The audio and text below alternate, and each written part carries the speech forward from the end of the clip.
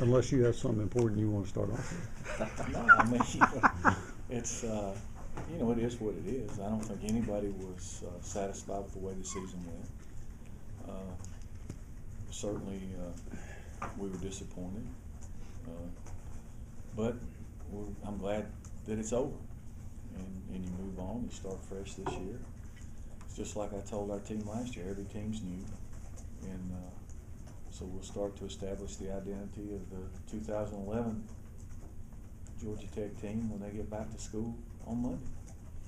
And we talked about it after the bowl game. So it was out of the norm. It was out of the norm for Georgia Tech. It was out of the norm for me. I mean, 14 years as a head coach, that's only the second time we had a losing season. And certainly we're going to work and do everything we can to make sure it doesn't happen again. Paul, is there anything you learned from that other season, your first season at Navy, that you apply to the off-season process now? Not really. I think there was some similarities, but I think the thing that you have to be careful of is you don't blow everything up because it's been successful and you know the model, it works. There's reasons why we didn't do as well as we did, and I think I know most of the reasons. And I think you work off those and you try to correct them. And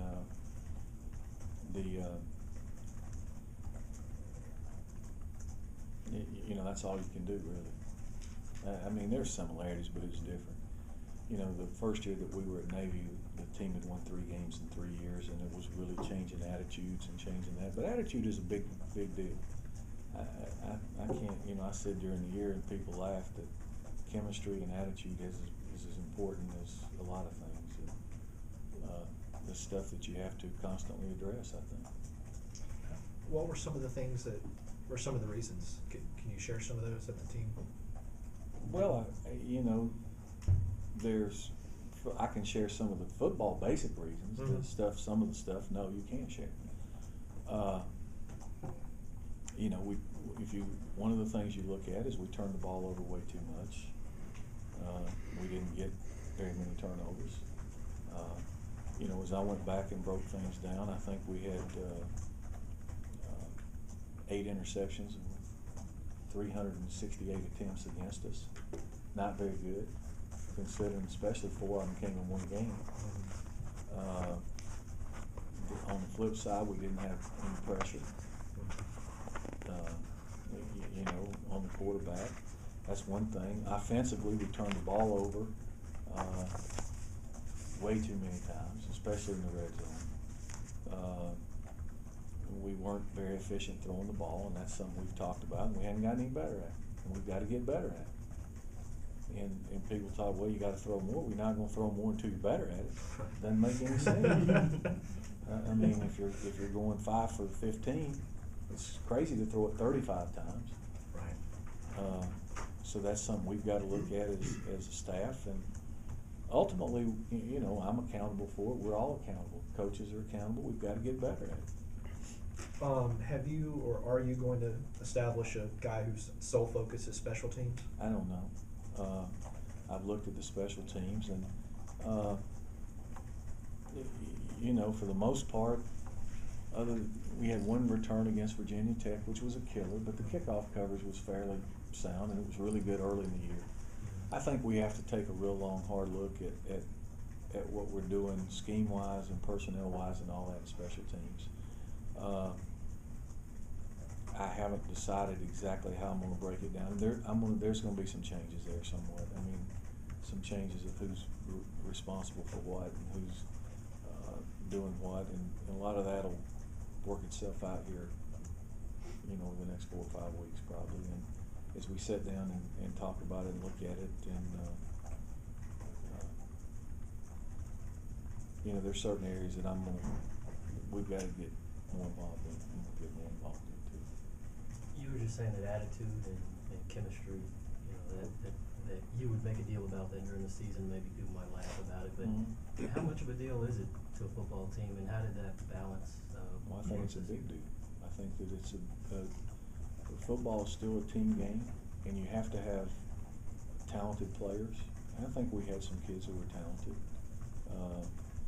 You know, but I think you have to mesh together as a team, and you have to gel, and you have to have that chemistry.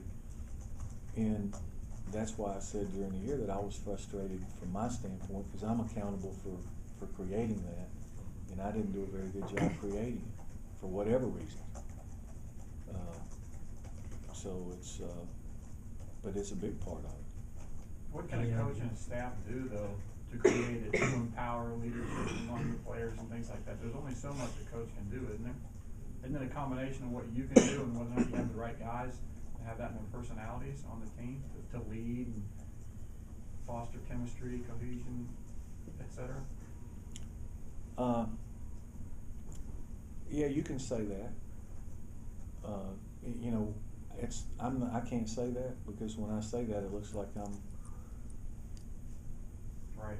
So ultimately, I'm responsible, but it's all got to work together. Are there any transfers coming in or out from the program this semester? Not that I'm aware of. We don't have any transfers coming in. Not that I'm aware of. I've talked to a guy or two that may decide they're not going to play. We've got, well, that's not true. I guess Carl Miles is out, but he was dismissed. Coach, how challenging is that for you to be head coach, to run the offense, and also to get involved with special teams? I don't know. It's not. I mean, I've done it forever, so it's that part of it is not that. I mean, I've been the head coach and called the offensive plays for 15 years. So, you know, just 2 years ago, we were fairly successful doing it that way. I don't think, if I thought it was a big issue, then I would address it. I don't think that that's an issue. I think we just got to do a better job. I mean, when I look and break down things, there's any time that you're not as successful as you'd like, you go back and you know, it's easy to second guess play calls or decisions or you know, you can do that even when you win. But you know, I don't see any changes in that area. I mean, that is what it is. Coach, in the past you talked about building depth on the team and balancing out the scholarships on both sides of the ball. After this, you get this year's signing class, do you feel you're going to be where you need to be yet? Well, you hope you'll be closer to balancing out the numbers. You know, I think we'll be able to probably sign 23 guys, something like that this time, maybe 22, 23 guys. There's a chance you hope to balance out. I mean, it's like we came in December when I took the job. We had most of that class was committed. We probably added 5 or 6 guys that weren't committed in that class. And then we've tried to redshirt a large majority of the 2 classes that we did recruit. So you hope to build up some depth, but you're still going to be young because of this, the nature of what it is. And that's not throwing zinging anybody or saying that anything else, but I mean, you can look. There were some holes in positions at the upper class. I mean, there just were, and it's like you'd like to get those numbers balanced back up. And doesn't that, Paul, kind of speak to the issues you've addressed with leadership mid-season? I remember you saying a line in here, I've gotten after them as much as I can get after them. Does that speak to that, not having the numbers with upperclassmen? Well, I think we had numbers. We had more seniors than we've ever had, numbers-wise. I think it just kind of, it varies from team to team. It really does. You know, some guys are more vocal than others.